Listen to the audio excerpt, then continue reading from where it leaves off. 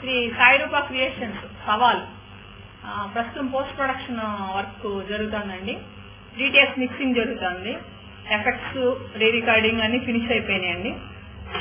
ఫిబ్రవరి 1st week లో release చేయడానికి plan చేస్తున్నాం. సవాల్ audio Jassie Gift music director గా ఇంట్రడ్యూస్ అయ్యారండి.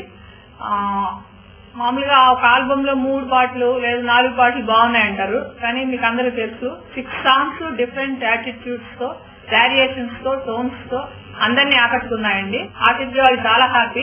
ఒక చిన్న సినిమాకి ఆడియో ఇంత పెద్ద హిట్ అవటం అనేది ఈ రీసెంట్ టైమ్స్ లో హ్యాపీ డేస్ తర్వాత సవాల్ ఆడియోకే ఆ క్రెడిట్ దక్కిందండి. అలాగే హీరోగా భరత్ అండి. ఈ సినిమా తర్వాత యంగ్ హీరోస్ లిస్ట్ లో ఒక రేంజ్ హీరోగా భరత్ స్టాండ్ అవుతాడండి. అతని దగ్గర ఉన్న ఒక గొప్ప పాయింట్ ఏంటంటే ఎటువంటి యాక్షన్ అయినా కానీ చాలా సహజంగా చేస్తాడండి. Is a very natural artist.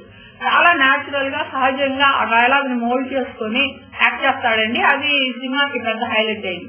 అలాగే సుహాని అండి.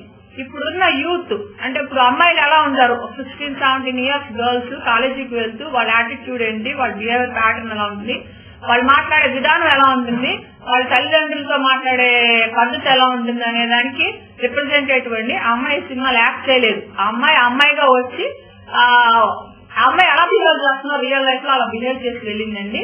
ఆ అమ్మాయి ఒక స్పెషల్ అట్రాక్షన్ ఈ సినిమాకి. తర్వాత ఈ సినిమా రీ రికార్డింగ్ చేస్తున్నప్పుడు జెస్సీ గిఫ్ట్ గారు కన్నడలో పెద్ద మ్యూజిక్ డైరెక్టర్ అండి, తమిళ్లో కూడా.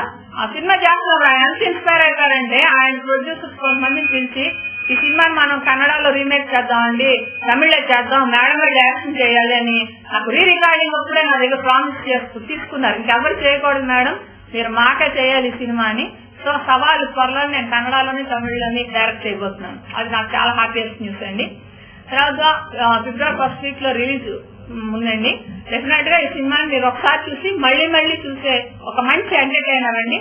ఎంటర్టైన్మెంట్ అనేది ఎంత పీక్ స్టేజ్ లో ఉంటుందో ఈ సినిమా చూస్తే మీకు అర్థం అవుతుంది. Thank you.